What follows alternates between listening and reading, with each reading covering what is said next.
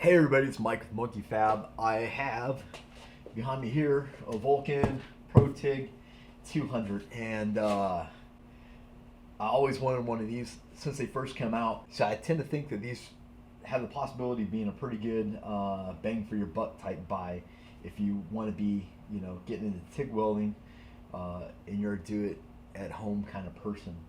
I like to try the things that I recommend, and I've welded with pretty much. If you go on to Facebook right now and you say, "Hey, what TIG welder should I buy?"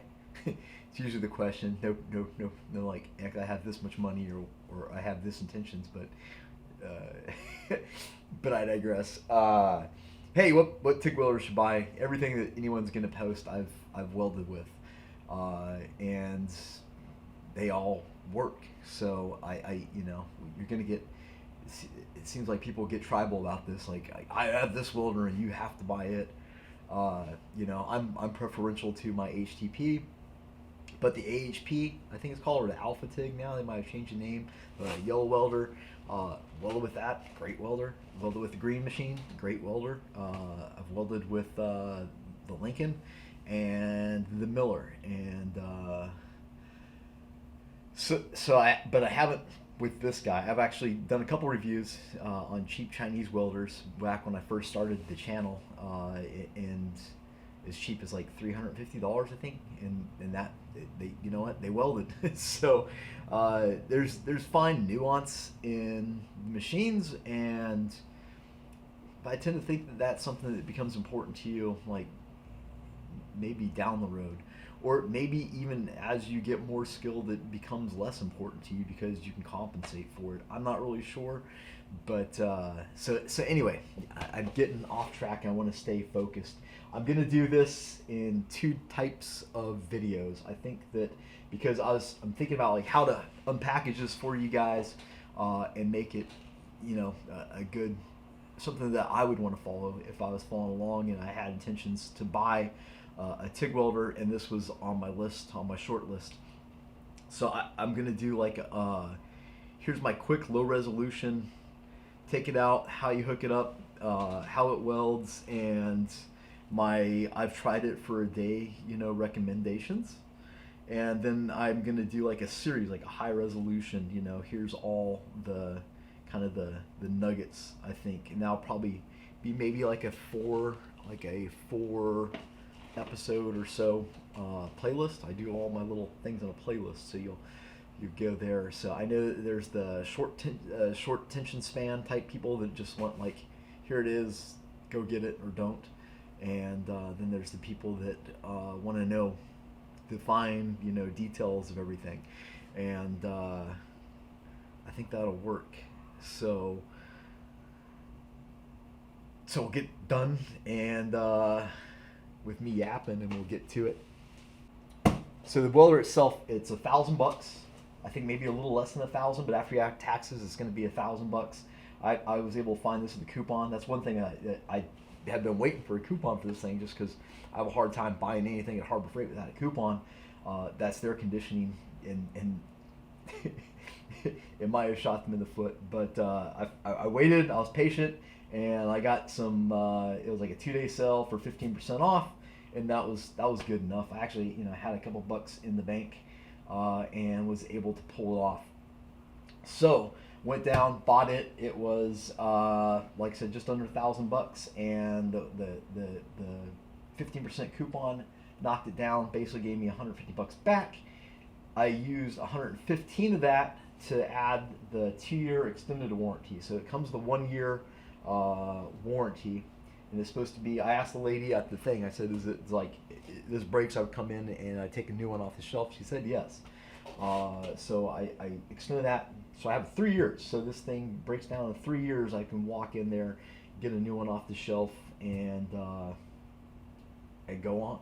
So if you can't make your money back and learn how to weld and make your money back in 3 years, then you're not trying very hard. It is. They have a few different welders there, and this is the Pro TIG. So they have like a multi-process that might be tempting for some people, but I feel like once you've learned how to TIG weld well, you don't really like to MIG weld. it's it's not as controllable, and there's a place for everything. There's times where like MIG welding is certainly faster in a lot of cases than TIG welding, and there's things that just don't require uh, the precision of a TIG welder. But if you are TIG welding, usually you want to do aluminum. Now you can do aluminum on DC. It's just it's ugly, and it's kind of difficult to get nailed down. And the other machine doesn't have AC. It only has DC. So it had like I think it was like a MIG welder and a TIG welder and a stick welder, and it was called the Multiprocess something or another. But I was wanting the TIG machine because if you got a TIG machine, you're going to probably be doing aluminum, and that's probably why you wanted a TIG machine in the first place, so you could do stainless steel and aluminum. Um, so that was why this machine. There was some other things that was kind of neat. Not necessary. If it was just a turn it on and I could like the uh, the diversions. That was one of my first welders. Was the diversion. Great machine, great simplicity, and you just turn it on, and it was weld aluminum or weld steel, and it was. I would like to be able to change the AC balance and the frequency. It's just something that sometimes you need to be able to adjust, and it didn't even have that. That was almost a little bit too simplistic. If that machine had like some of the Everlasts are just real simple, and they're very tempting as well because they have it's just straight DC amps, AC, and you can adjust the AC balance and the AC frequency. I think that's really pretty much all you need in a TIG machine. But I like the fact that there's like 6 Harbor Freights here within like 30 minutes, and I can just roll in and hand this over to them. I've been big fans of for low budget type stuff, the Alpha and the Everlast, but I've never had to work with their warranties, and I know that I've just seen some negative stuff about their warranties online. So if the machine works and it works, they work great, then that's a win. You put a W down. But I've always felt like with my welders, that's why I bought the HTP. If you have a blue machine or a red machine, a Miller or a Lincoln, it's my understanding that they break and they want you to take it to the service center. You drop it off in the service center, which is usually your local welding shop, and you can be very limited in some places where depending on where you live. That meant something to me. Like I didn't like the idea of I just drop it off and someone, it's like getting your pants pulled down at the car dealership if you don't know what you're talking about, or the car maintenance center if you don't know what you're talking about. I just don't like that scenario. The HTP, they were like, well, if something breaks through, we help you diagnose it, so we find the part, we mail it to you, and talk you through on the phone how to install all this stuff. And that was their selling point. That was why I bought an HTP and didn't buy the Miller.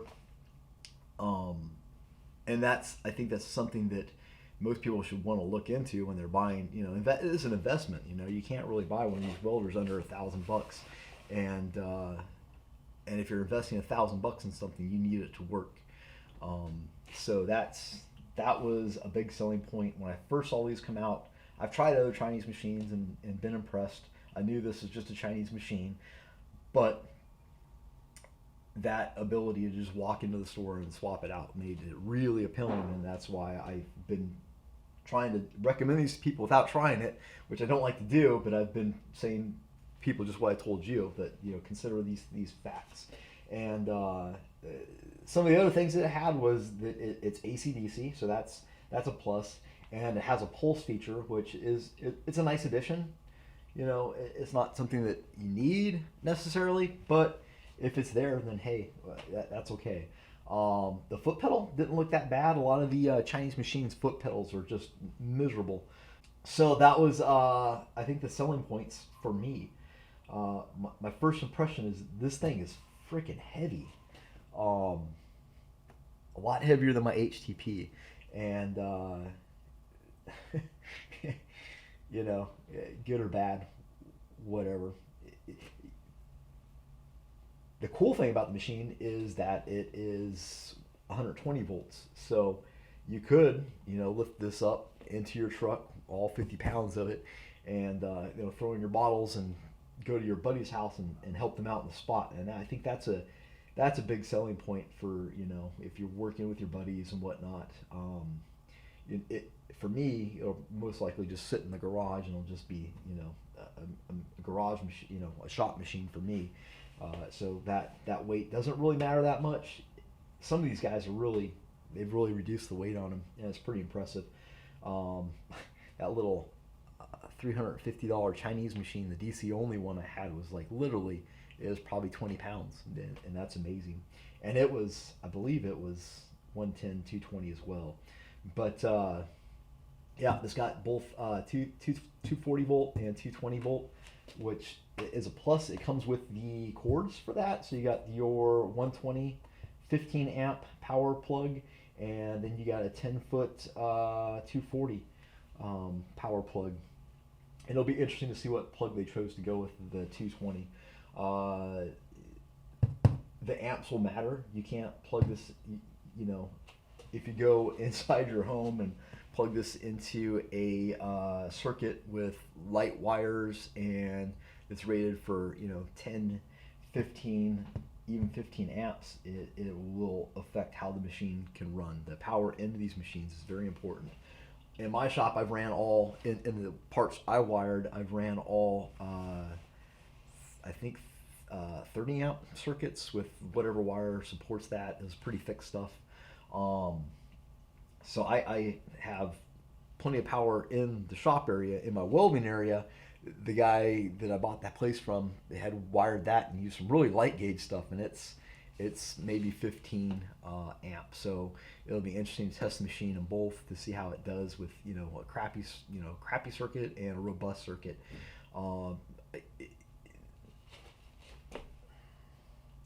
I think that's all you need to know. So let's open it up and we'll take a look at what we get for our $1,000.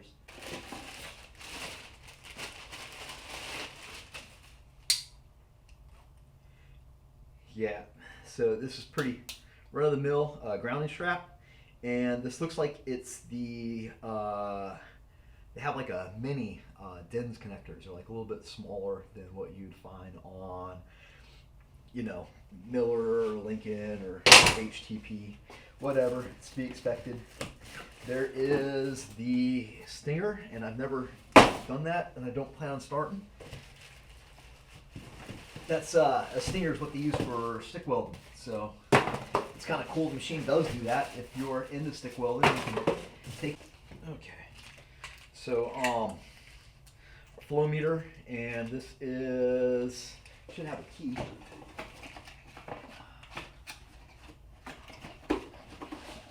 Yep.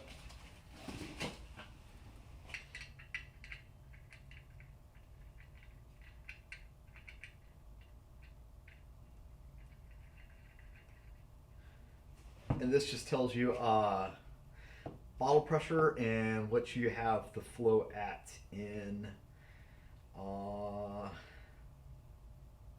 CFH. So and liters per minute. So you got both, and this is just pretty standard. I like the ones with the little BBs in the cylinders. They kind of float up.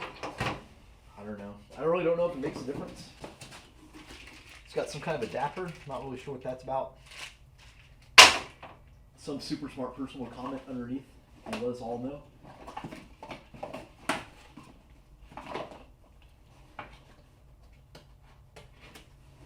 It's probably for CO2 since it says argon CO2. That favorite foot pedal is the Miller. Yeah, this is similar. It's got like a little catch so you can see these guys. They got, sorry it's so dark, but it's got like a little catch so you can kind of catch with your foot and pull it back to you. And yeah, it feels pretty good. Not bad. It's like a 2, 4, 6, 8, 9 pin connector. Cool. Feels good. It feels beefy. I don't like little tiny foot pedals that skid all around and feel flimsy. Oh, we got one more thing. We got so the 240 plug is just your standard 3-prong, same as the it's on my Miller, same as on my Hypertherm. Most of your tools that are 240 will come with a a plug like this. They do. All the new homes have this 4-volt plug.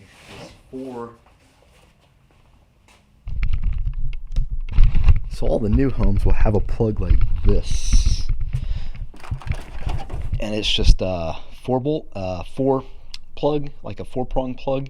And the easy thing to do is get one of these cords. You go to the appliance section at Lowe's, you'll be able to find these dryer plugs, and it comes with a cable already attached to it. And then just go over their wiring section, and you'll just get one of these female boxes, and you can make your own converter for the 4-prong if you need one of those. And we will need one of those for my shop because I don't have any inside there. I only have 3 prongs out on this side. But your 110 is like standard 110, of course. Ooh, what is this? Ooh, look at that. I used to always want one of these. You got a gauge checker, a Vulcan gauge checker, so you can take and see how thick is this metal, and you can tell what size it is. That way you know how to adjust your amps, which is kind of a cool little deal, I guess. Is the hose that's going to go from the the regulator to the machine. And it is just a regular ass welding hose. It looks like it's got a number 17 torch, and all the supplies. It looks like, I'm not sure what gray is. They got some gray tungstens in here and some different stuff. But is it a flex?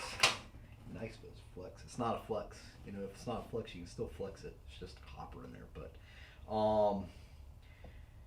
so it's a number 17, so it's a large torch. So we'll just use my kit, my starter kit, to adapt this over to a stubby gas lens and a GLS fab cup, because all the stuff I have in my workshop is all small torch parts. This is the torch side. This will be the ground clamp, which I've already hooked to the back of the table. This is your foot pedal, and on the back there's just a spot for the power on one side and the gas on the other. The gas guys, there's no need to use Teflon tape, so just snug them down. And another thing you don't want to do is you don't have to Gorilla grip anything. Like these little DINS connectors, it's just a lug on there. Basically, it's a cam inside, so it just slides in, and then it just twists. And you don't need to. I mean, I got it at maybe 10 foot-pounds, maybe 14 foot-pounds. So just, I mean, that's barely nothing. So I've over torqued them before on my HTP, and it screwed it up. I had to get a new DINS piece. So don't overdo it. There's no need to overdo it. When I did my last video, if you guys don't already know, I had to have a whole series on how to TIG weld. So if you go to my playlist and go to how to TIG weld, there's a very in-depth, every step how I conceptualize every step of TIG welding, from buying the machine to wiring it up to you know, stacking dimes on stainless steel and aluminum, and everything in between. So go there, check it out. What I did notice is when I was doing my thing on the stuff you need, what do you need to get going with TIG welding, there was no like comprehensive kit, and you can waste so much money so fast buying the wrong shit. It's very hard to figure out. There's little nuances, and and this and that. And if you don't know, it's difficult. I get this whole drawer is just full of crap that I never used, that I bought, and who knows how many hundreds of dollars is in there. So I made my own. I got a whole Blue Demon. See, look, I'm a Blue Demon distributor. And I said, hey man, let me get some stuff. And what I did is I put together a starter kit for you guys, so you guys can go one place, get everything you really need to get started, minus the gloves and the helmet. And what you get with the Ultimate Starter Kit, which is the one I like to sell you guys because it gives you everything you need, is you get a tube, 1 pound each of ER 70, you get 045 wire and 1/16. And the same thing with 308L, you get 045 and 1/16. You get 5356 for welding aluminum in 1/16 and 3/32. And you get one tube of 309 to 1/16. It's good for welding all kinds of stuff like stainless to regular mild steel, or doing some cast stuff and whatnot. What you also get if you get the deluxe Ultimate Deluxe Kit is you get a semi-gas lens. And what that does is adapts the large torch parts, these guys, to the small torch parts, which are like these guys, much smaller and easier to work with. You also get a whatever cup you want to pick out, a 12 or 16 GLS cup, and you get 2 thoriated, which are the red, and you get 2 lanthanated 3/32 tungstens. This is all I use. I use thoriated for all my stills. I use lanthanated for aluminum. And with that said, that just bolts on like this. So you get the insulator that comes with the torch. It just goes right on. The cullet goes slit up into the back of the lens. It just drops down and screws in place. And then you can adapt your GLS cup on there like this. And now you are ready for welding stills and stainless stills with great gas coverage. You can also use the regular cups. So like here's like a number 8. We'll screw on there, and it's great. The 8 is great. I use the 8 a lot when I'm just doing aluminum in a hurry. You can also use like a number 5. That makes the aluminum a little fancier. I think it welds with a little less gray etching stuff on your aluminum. And for doing aluminum, also these guys will work just fine too, if you don't mind the size and the bulk of them. So you're good to go. But with that Ultimate TIG Starter Kit, you go to monkeyfabgarage.com. You get all that, and it's around 150 bucks. I want to say shipping is like 20 bucks though, because it's trying to ship something that's like 4 foot long. It's not cheap. But that is everything I believe you need to get started, minus your gloves and a hood. I would like to, I did a review on this. You guys can check it out. It's the Blue Demon hood. But I was ordering some resupply, and I noticed that, there it is, all put together. And the cool thing about this is you can drop it and it doesn't break. It's made out of Teflon. The bad thing about Teflon is it will melt if you lay it against molten hot metal, so you got to keep it a little bit away from the metal when you're welding.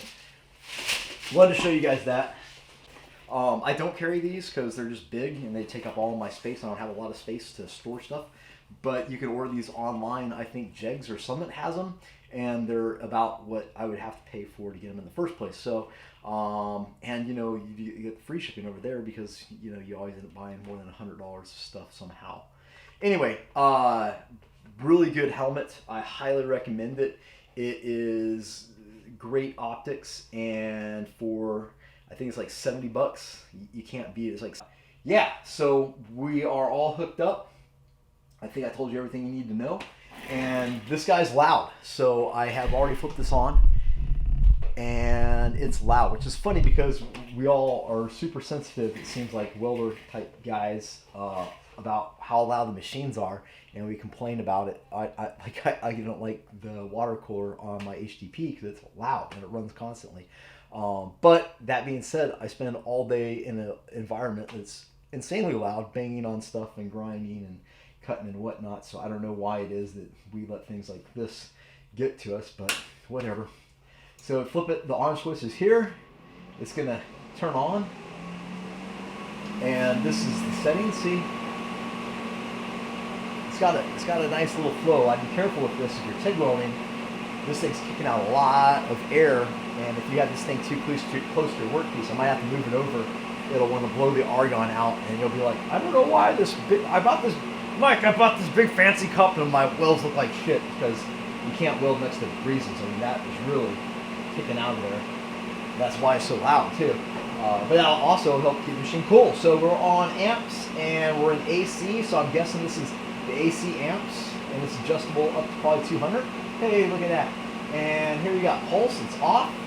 I can set it for, I'm guessing this is, I don't know why this A comes on.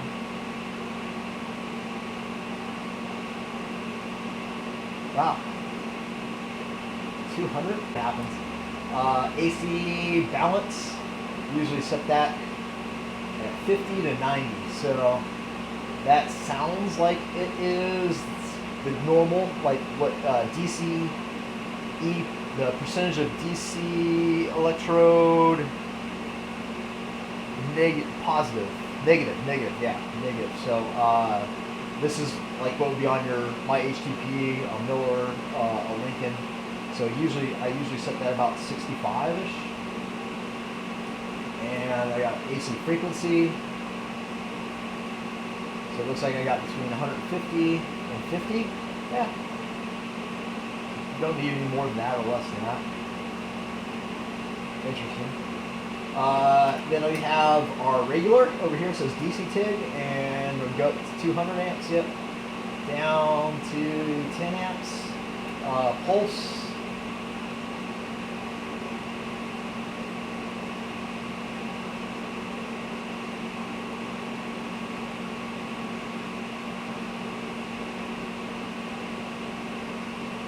It looks like it goes up to 200 pulses a second. We're off. And then there's our stick, which we're not doing. So, and I guess you just set it on amps when you get ready to weld, or maybe, I don't know. We'll figure it out. How about that? We'll figure it out and see what it does. Let's try some stainless steel.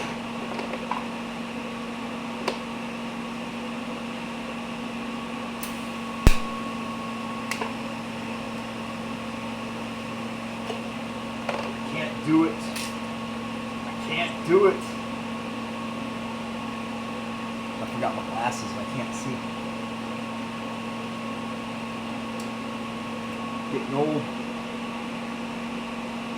Oh, come on, you glasses. Okay. Try again. Whoop.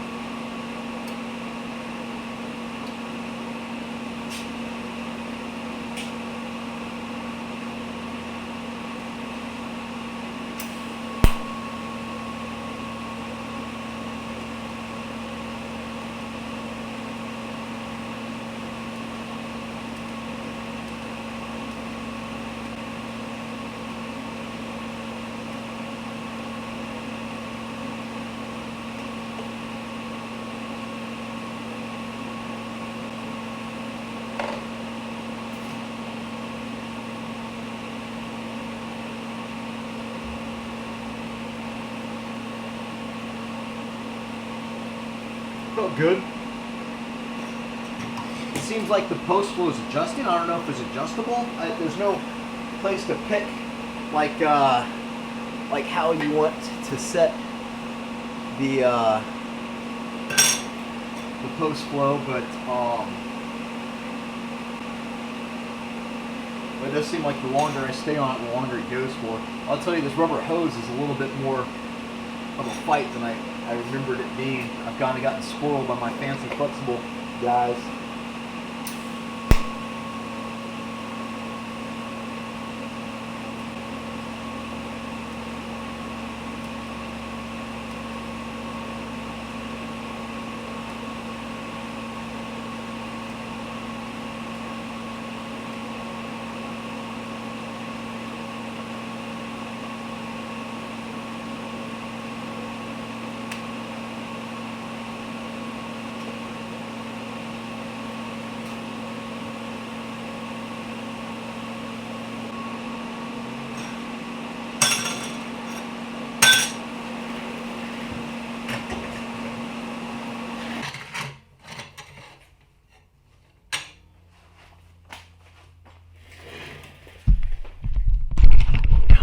So this is,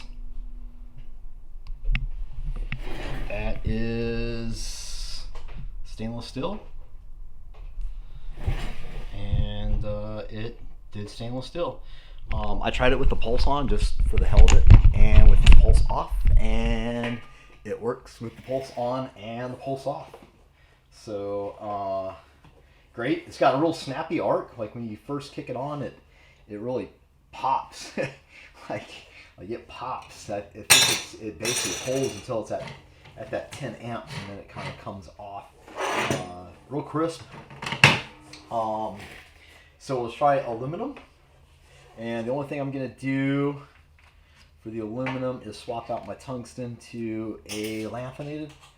And we're going to use a smaller cup.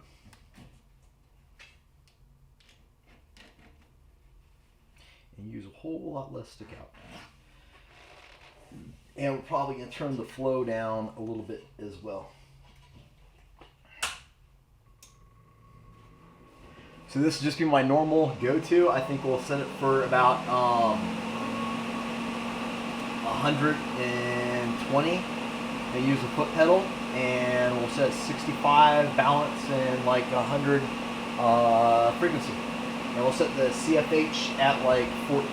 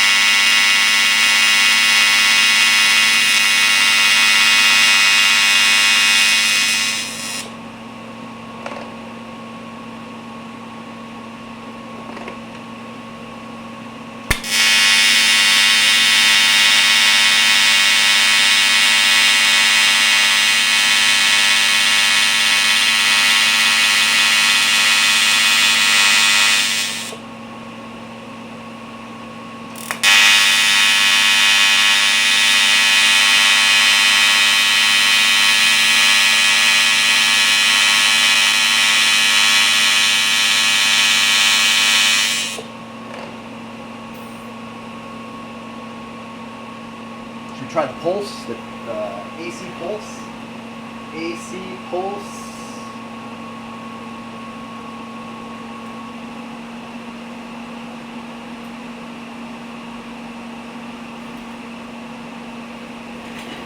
I'm almost out of AC filler wire.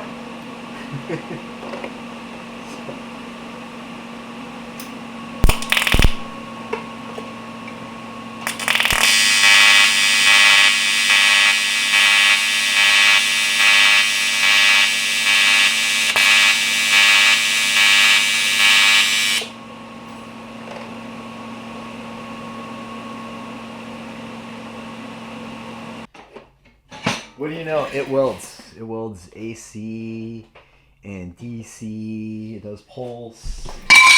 So that's my quick review. And yeah, so that's my quick review on this guy.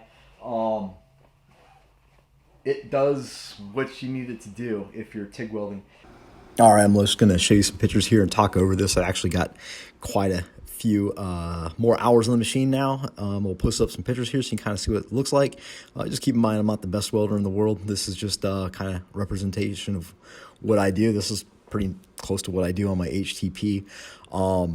Some things I'd like to point out. There was a first gen, is my understanding of this machine, and a second gen. And supposedly with the first gen, they was having trouble with the arc starts on aluminum.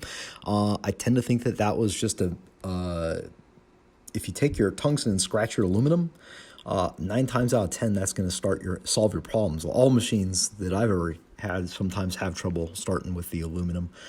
Might have something to do with oxides and whatnot. But if you're having that problem, maybe try that. Take your tungsten, scratch where you want to start at, and then see if it'll light up. I bet that might solve your problem. If it doesn't, I would take the machine back and be like, "Yo, bro, I need a new machine. This one's no worky."